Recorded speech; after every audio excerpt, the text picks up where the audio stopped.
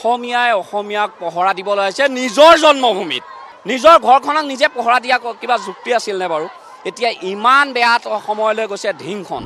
এইখন সনাতনী ভূমি, এইখন মা কামাখ্যাৰ ভূমি, এইখন ভূমিত নৰকাসুৰকো মাৰি থৈ গৈছে। কিন্তু প্ৰশাসনে আমাক কওক, তেখেতসকলে যদি নোৱাৰে কওক, তেখেতসকলৰ নিচিনা পিষ্টল নালাগে আমাক, আমাৰ লাখুটিয়ে ঠিক আছে। প্ৰতিজন সনাতনী মানুহে প্ৰতিজনী নাৰীক দেৱী সন্মান যেতিয়ালৈকে দিব নোৱাৰে তেতিয়ালৈকে এনেকুৱা ঘটনা হৈ থাকিব। আৰক্ষীৰ আমি এখন দেশত জীয়াই থাকোঁ, যিহেতু দেশৰ আৰক্ষী প্ৰশাসনৰ ওপৰত আমাৰ বিশ্বাস আছে। কিন্তু এমুঠামান আৰক্ষী ইয়াত প্ৰয়োগ কৰিলে এই কেছটো হ'ল ডাঙৰ কেছ। এই কেছটো সমাধান কৰিবলৈ কাৰণে স্পাইও লগাব লগা হ'ব পাৰে। এইজনে স্কেচ কৰি পেলাই এইটো এটা ইণ্টাৰনেশ্যনেল গেম চলি আছে। এইটো অকল সনাতনৰ ওপৰত নিক্ষেপ কৰি আছে, কিন্তু দেই হিন্দু সনাতনৰ ওপৰত। মা কামাখ্যাৰ কিবা আমাৰো অস্ত্ৰ আছে, আমি যদি ধৰোঁ নহয় শেষ হৈ যাব। নাৰীক মা কামাখ্যাক আমি মানো, নাৰীক আমি মা কামাখ্যাৰ দৰে মানো। নাৰী আমাৰ বাবে দেৱী, কাৰোবাৰ বাবে বেলেগ হ'ব পাৰে। এইসকলক মোৰ খালি এটাই প্ৰশ্ন, এই চৰকাৰখনলৈ এটাই অনুৰোধ, যাতে ইহঁতক ইমিডিয়েট যিমান ফ'ৰ্চ লাগে আহক, ইমিডিয়েট ধৰক। অসম কি অসমৰ বাহিৰত হ'লেও ধৰিব লাগিব খাটাং। আমাক কম সময়ৰ ভিতৰত যিমান পাৰে ফ'ৰ্চ আনি পেলাই ধৰক, আমাৰ নাৰীক সুৰক্ষা কৰক। আৰু চৰকাৰলৈ এটাই অনুৰোধ, কোনো উকিল যাতে ধৰাৰ পাছত কোনো উকিল আহিব, নহ'লে উকিলক মাৰিম, ৰাইজে উকিলক মাৰিম। কিন্তু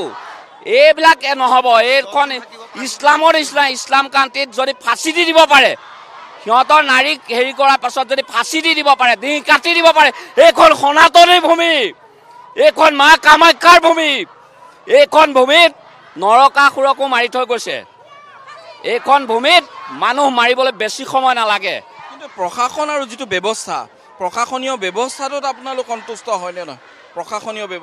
প্ৰশাসনীয় ব্যৱস্থাত বৰ্তমানলৈকে একেবাৰে সন্তুষ্ট নহয়। কাৰণ ধিংখন আজি এইটো প্ৰক্ৰিয়া এমাহ ধৰি চলি আছে। ইয়াত যিখিনি দিব লাগে তাতকৈ বেছি প্ৰয়োগ কৰক। মই প্ৰশাসনৰ মানুহৰ এগেইনষ্টত নাযাওঁ। প্ৰশাসনক যিমান পাৰোঁ সহায় কৰা, আমি চবেই সহায় কৰিম। আমাক যদি কামান দিয়ে, ব'লক আপোনালোকো ওলাওক। আমাৰ প্ৰতিজন ল'ৰাই ওলাব ৰাতি। আমি নিজে নিজৰ গাঁওখন সুৰক্ষা কৰি আছোঁ, নামডুমডুমীয়া সত্ৰ ভকত গাঁও। আমি ৰাতি 200 ল'ৰা সাৰে থাকোঁ, প্ৰশাসনক আমি সহায় কৰোঁ। ঠিক তেনেকৈ ধিঙৰ সকলো ওলাব। কিন্তু প্ৰশাসনে আমাক কওক, তেখেতসকলে যদি নোৱাৰে কওক, তেখেতসকলৰ নিচিনা পিষ্টল নালাগে আমাক, আমাৰ লাখুটিয়ে ঠিক আছে। আপোনালোকে কি নিশা পহৰা দি থাকে নেকি গাঁওখন? আমি পহৰা দিওঁ, আমাৰ নিজৰ গাঁওখনক আমি পহৰা দিওঁ। কেনেকৈ পহৰা দিয়ে? আমি ৰাতি নিজৰ ল'ৰাসকল ওলাই আহে, আমি ৰাতিপুৱা 4টা বজালৈকে পহৰা দি আছোঁ। স্পেচুৰ আৰু আগতে মহিলা এজনী ধৰ্ষণ হৈছে। এইটো মানে আচল কথাটো কি জানে, আমাৰ ওপৰ মহলা এইটো বস্তু চিৰিয়াছলি লোৱা নাই। ভাবিছে নাৰী ইমান সহজ কথা নহয়। নিজৰ ঘৈণীয়েকজনী যদি কিবা হৈ যায় তেতিয়া পাগল হৈ যায়। বেলেগৰ ছোৱালী বেলেগৰ ঘৈণীয়েকত হ'লে একো নহয়। প্ৰতিজন সনাতনী মানুহে প্ৰতিজনী নাৰীক দেৱী সন্মান যেতিয়ালৈকে দিব নোৱাৰে তেতিয়ালৈকে এনেকুৱা ঘটনা হৈ থাকিব। প্ৰথম নিজে নিজৰ নাৰীসকলক সুৰক্ষা কৰিব লাগিব। আপোনালোকৰ নিশাৰ ভাগত আপোনালোকৰ VDP নাই নেকি? আপোনালোক গাঁৱৰ ল'ৰাখিনি ওলাই আহিব লাগে। VDP মানে টাউন এলেকাটোত VDP নাথাকে। যিখিনি গাঁও এলেকাত যোনে যেনেকৈ পাৰে, এতিয়া আমি VDP চাই থকা নাই। আমি নিজৰ মা ভনীহঁতক সুৰক্ষা দিবলৈ নিজে ওলাই আহিছোঁ। কিমানজন আপোনাৰ এৰাতিত কিমান মানুহ থাকে? আমি এৰাতিত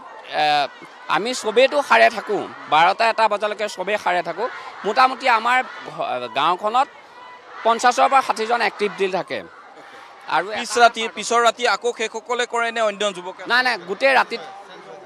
গোটেই ৰাতিটোৰ কাৰণে এটা টীম থাকে, 20জন থাকিব। নেক্সট ডে আকৌ বেলেগ এটা 20জন থাকিব। সিহঁতক ছাপৰ্টত আমি এলাৰ্ম ছিষ্টেম কৰিছোঁ। যদি কিবা কাৰণে আমি এলাৰ্ম দি দিওঁ, গোটেইখিনি উঠি আহে। ব্যৱস্থাটো অকণ বুজাই দিয়কচোন, কি অৱস্থা হৈ আছে? মই দৰ্শকসকলক ধিং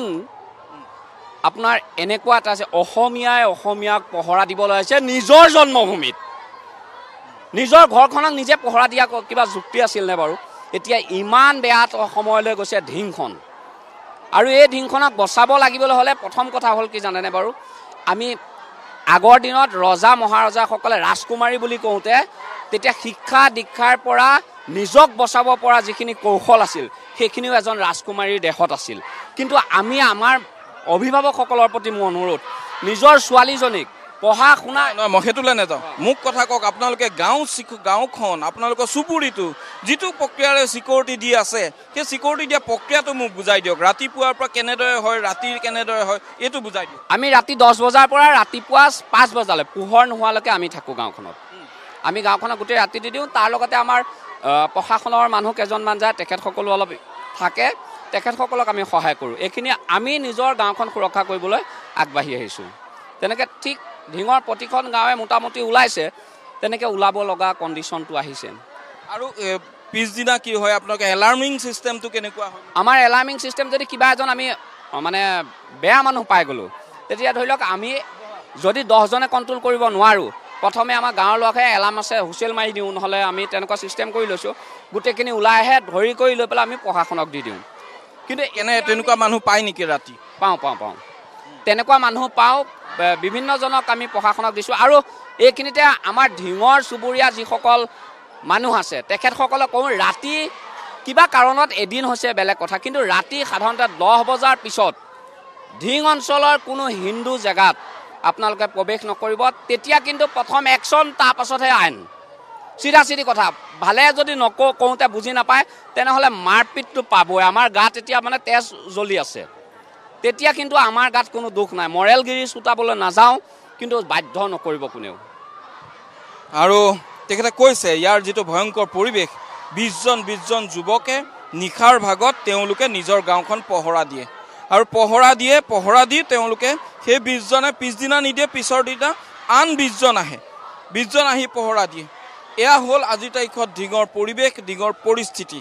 আৰু ইয়াৰ পিছত প্ৰশাসনে অন্ততঃ বুজা উচিত যে তেওঁলোকে কৰি থকা কামবিলাকক ৰাইজক কিমান আশ্বস্ত কৰিব পাৰিছে ৰাইজে কিমান বিশ্বাসত ল'ব পাৰিছে ৰাইজে কিমান সেইসকলৰ পৰা নিৰ্ভৰশীল হৈছে এখন থানা আছে VDP আছে বেটেলিয়নৰ পাৰ্টি আছে পাপা পাৰ্টি আছে কিন্তু তাৰ ফলশ্ৰুতিত নিজৰ গাঁওখন বচাবলৈ 20জনকৈ যুৱকে হাতত হুইচেল লৈ বেট লৈ তেওঁলোকে বাঁহৰ লাঠি লৈ তেওঁলোক কিন্তু এনেদৰে ওলাই আহে উৰে নিশা তেওঁলোকে সন্ধিয়া নিশা 10 বজাৰ পৰা তেওঁলোকে পুৱা 5 বজালৈকে নিজৰ গাঁওখন ৰক্ষা দিয়ে আৰু ইয়াৰ পিছত সকলোৱে যদি নিজৰ গাঁওখন এনেদৰে পহৰা দি থাকিব লগা পৰিৱেশ এটাই আহিছে তেতিয়াহ'লে প্ৰকৃততে ইয়াত আৰক্ষী ব্যৱস্থাটো কোনটো পৰ্যায়লৈ গৈছে সেয়া সকলোৱে এবাৰ অনুধাৱন কৰক সকলোৱে এবাৰ বুজক আৰু সকলোৱে এবাৰ আচলতে ভাবি চাওক আৰু তাৰ আচলতে ঢিঙত হৈছে কি আচলতে ঢিঙত ঘটিছে কি আৰু এখন সুস্থ সমাজত এখন টাউনত যদি এনেকুৱা এটা পৰিৱেশ হয় তেতিয়াহ'লে বাকী পিছৰ পৰ্যায়টো কোনে কাক কেনেদৰে বুজাব কোনে কাক ক'ব কোনে কাৰ কথা শুনিব আৰু ইতিমধ্যে দেখা পোৱা গৈছে এয়া সদৌ অসম ছাত্ৰ সন্থাৰ নেতৃত্বই ইতিমধ্যে SP গৰাকীৰ লগত কথা পাতি তেওঁলোকে ইতিমধ্যে আহি তেওঁলোকে ৰাইজক উদ্দেশ্যি কিবা ক'ব বিচাৰিছে আমি সেয়া পোনপটীয়াকৈ এই মুহূৰ্তত দেখুৱাব বিচাৰিম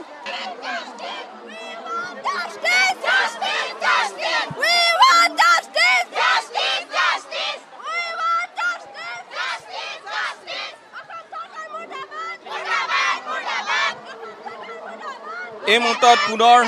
সকলো ওলাই যাব বিচাৰিছে আমি কিছু আগলৈ যাম আৰু তেওঁলোকে তাত কিছু সময় প্ৰতিবাদ কৰিব আৰু প্ৰতিবাদ কৰি পুনৰ তেওঁলোকে স্মাৰক পত্ৰ প্ৰদান কৰিব আৰু তাৰ বাবে তেওঁলোক ইতিমধ্যে সাজু হৈছে আৰু আমি পুনৰ আগলৈ যাব বিচাৰিছোঁ আৰু স্মাৰক পত্ৰ ইতিমধ্যে সদৌ অসম ছাত্ৰ সন্থাই স্মাৰক পত্ৰ সাজু কৰিছে আৰু প্ৰতিবাদৰ অন্তত তেওঁলোকে স্মাৰক পত্ৰ প্ৰদান কৰিব সুৰক্ষাৰ দাবীত মহিলাৰ সুৰক্ষাৰ দাবীত তেওঁলোকে এই স্মাৰক পত্ৰ প্ৰদান কৰা মুখ্যমন্ত্ৰীলৈ স্মাৰক পত্ৰ গৃহমন্ত্ৰীলৈ তেওঁলোকে স্মাৰক পত্ৰ সাজু কৰিছে আৰু সেয়া প্ৰদানৰ তেওঁলোকে ব্যৱস্থা কৰিছে আৰু এই মুহূৰ্তত আমি দেখুৱাইছোঁ সেইফালে যদিও গছৰ তলত একাংশ আছে তাৰ সমান্তৰালকৈ আন একাংশ কিন্তু পথৰ ওপৰতো এই মুহূৰ্তত আপোনালোকে দেখা পাব পথৰ ওপৰতো আন একাংশ থিয় হৈ তেওঁলোকে প্ৰতিবাদ কৰি আছে ইমান এটা দুখ লগা ঘটনা এজনী কিশোৰীক টিউচনলৈ যোৱাৰ অৱস্থাত যিসকলে ধৰ্ষণ কৰিছে সেইসকলক কঠোৰ শাস্তি দিব লাগে এতিয়ালৈকে গৃহ বিভাগ সম্পূৰ্ণৰূপে ব্যৰ্থ হৈছে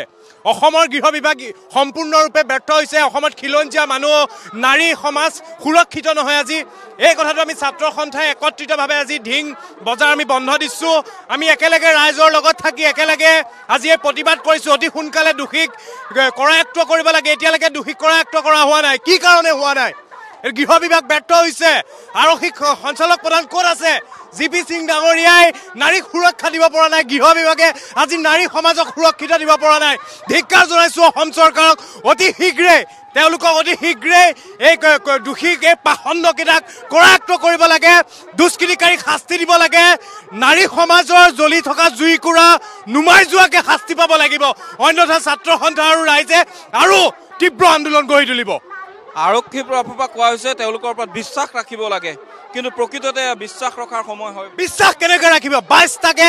বলৎকাৰৰ ঘটনা হ'লে বিশ্বাস থাকিব নেকি মানুহৰ যদি বিশ্বাস আছে 24 ঘণ্টাৰ ভিতৰত দোষীক কৰায়ত্ব কৰি উলিয়াই আনক ৰাইজৰ ওচৰলৈ উলিয়াই আনক অন্যথা প্ৰতিবাদ কৰিবলৈ আৰু বাধ্য হ'ব আৰু এই প্ৰতিবাদৰ আজি কাৰ্যসূচীৰ পৰৱৰ্তী পৰ্যায়ত কেনেদৰে আগবাঢ়িব হয় নিশ্চয়কৈ আমি ৰাইজ আৰু সদৌ অসম ছাত্ৰ সন্থাৰ সভাপতি সম্পাদক ডাঙৰীয়াৰ আদেশ মৰ্মে আমি সদৌ নগাঁও জিলা ছাত্ৰ সন্থাৰ সমূহ বিষয়ববীয়া আৰু ঢিং আঞ্চলিক ছাত্ৰ সন্থাৰ সমূহ ছাত্ৰ সন্থাৰ বিষয়ববীয়া আহিছোঁ ঢিংবাসী ৰাইজ আছে এই কথাটো আমাৰ কথা এইটো অসমৰ খিলঞ্জীয়াৰ সমগ্ৰ নাৰী সমাজৰ এইটো এটা বাৰ্তা গতিকে প্ৰত্যেকগৰাকী নাৰী সুৰক্ষিত হ'ব লাগিব অসমৰ প্ৰতিগৰাকী নাৰী সুৰক্ষিত হ'ব লাগিব আজি এইটো ঢিঙৰ সমস্যা নহয় এইটো সমগ্ৰ অসমৰ সমস্যা এইটো অসমৰ খিলঞ্জীয়া মানুহৰ সমস্যা গতিকে নাৰী সমাজে ন্যায় পাবই লাগিব এইটো কথা স্পষ্ট যেতিয়ালৈকে নাৰীৰ ন্যায় সুৰক্ষিত নহয় যেতিয়ালৈকে নাৰী সুৰক্ষিত নহয় নাৰীৰ ন্যায় যেতিয়া সম্পূৰ্ণৰূপে নাৰীক ন্যায় দিব নোৱাৰিব তেতিয়ালৈকে প্ৰতিবাদ তেওঁলোকে অব্যাহত ৰাখিব বুলি ক'ব বিচাৰিছে আৰু এয়া আকৌ আমি দেখুৱাইছোঁ পুনৰ যিটো ঢিঙৰ মূল ৰাজপথ এয়া মূল ৰাজপথৰ দৃশ্য সকলো এনেদৰে ওলাই আহিছে প্ৰতিবাদ কৰিবলৈ য'ত এটা স্থানত তেওঁলোকক যদিও আবদ্ধ কৰি ৰখা হৈছিল তেওঁলোকে পুনৰ তেওঁলোকে কিন্তু এই ৰাজপথৰ ওপৰলৈ আহিলে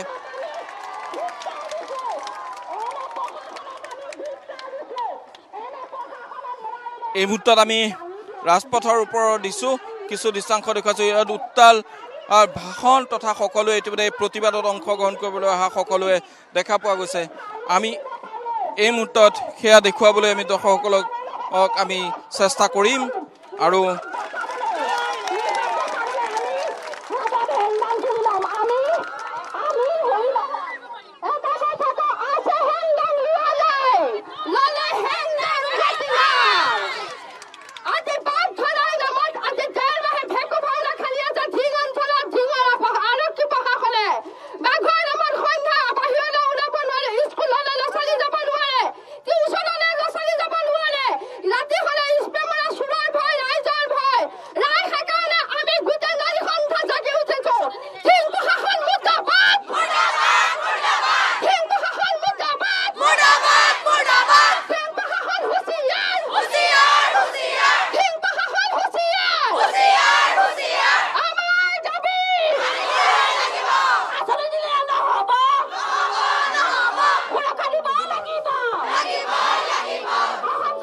আৰু এই মুহূৰ্তত আমি দেখুৱাইছোঁ যে তেওঁলোকে কৈছে যে যেতিয়ালৈকে এই অৱস্থা শেষ নহয় তেতিয়ালৈকে প্ৰতিবাদ চলি থাকিব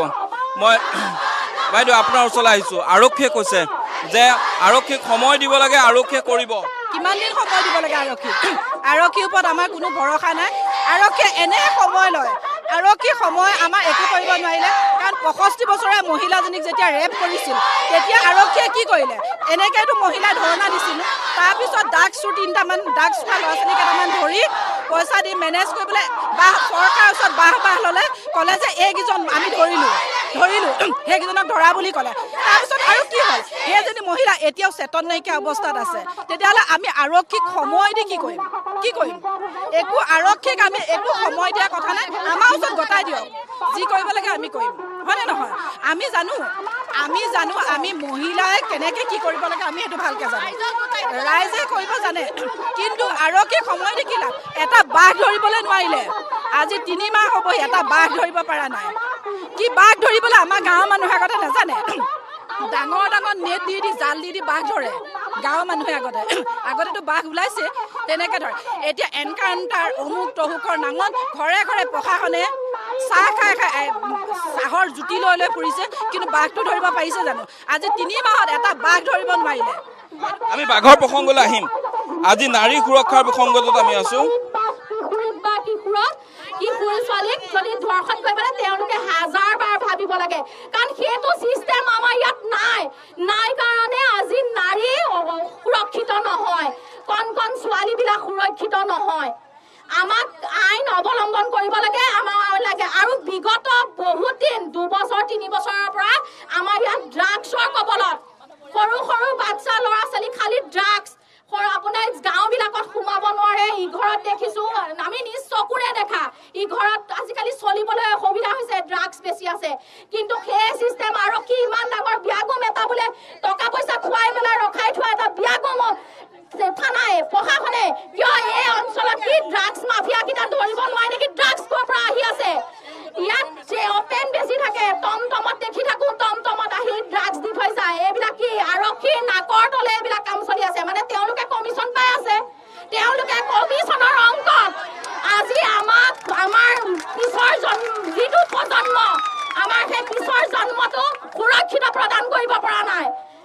আমি মৰিছো খিলঞ্জিয়াখিনি আমি মৰিছো আমাৰ বাচ্চাবিলাক কাৰণ তাহাঁতৰ ভূত ভৱিষ্যত একো নাই এতিয়া একো নাই আমাৰ ভূত ভৱিষ্যত আমিতো গুচি যাম আৰু কেইদিনমানৰ পিছত কিন্তু আমাৰ যিখিনি জেনেৰেশ্যন আমি যিখিনি জন্ম দি থৈ গৈছো যিখিনি আছে এই ল'ৰা ছোৱালীখিনি ভৱিষ্যত নাই আজি সেইকাৰণে প্ৰশাসনে এইটো আইন অৱলম্বন কৰক আৰু প্ৰতিটো খিলঞ্জিয়াক ইয়াত সুৰক্ষা দিবই লাগিব আৰু আমাক নাৰীকো আমাক সুৰক্ষা দিবই লাগিব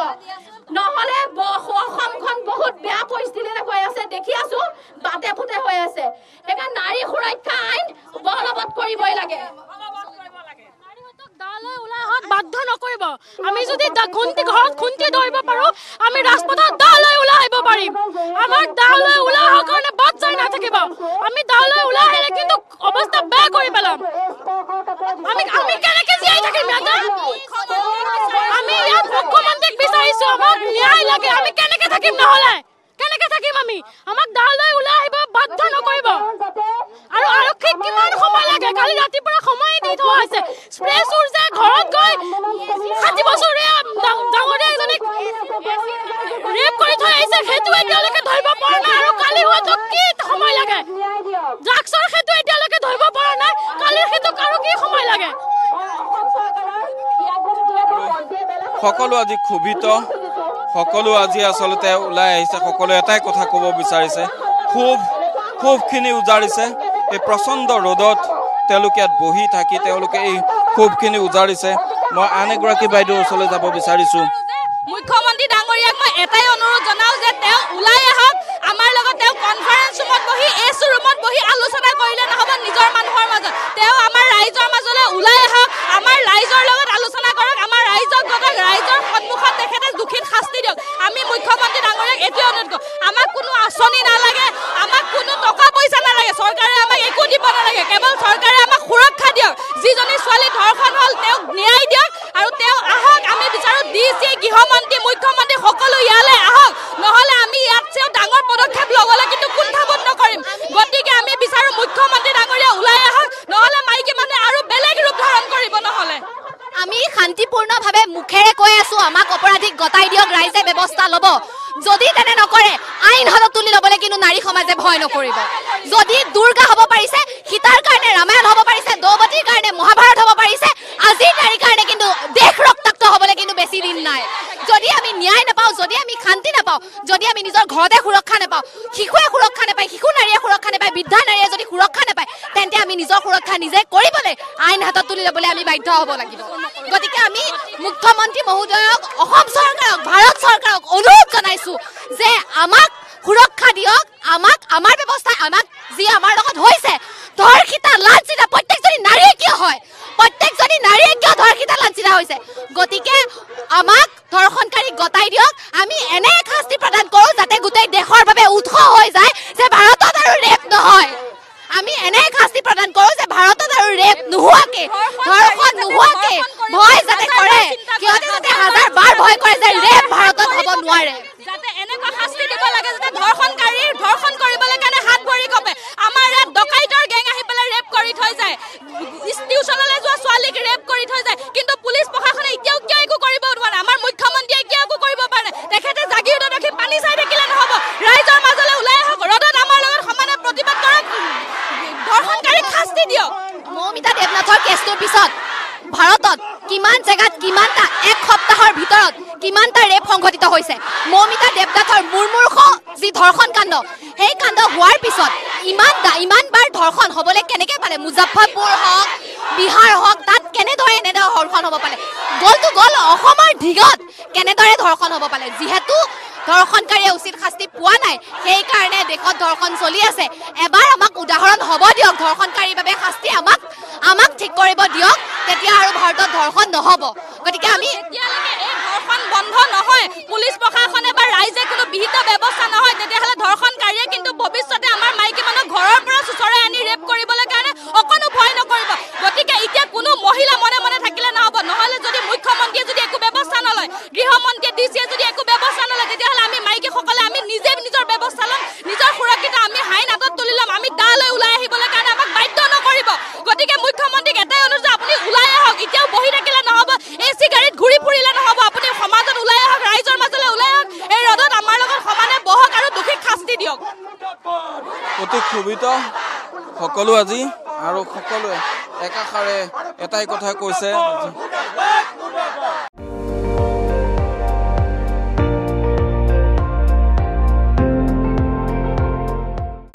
আপুনি চাই আছে ND24 সৰ্বশ্ৰেষ্ঠ নহয় সৰ্বোত্তমৰ দৌৰ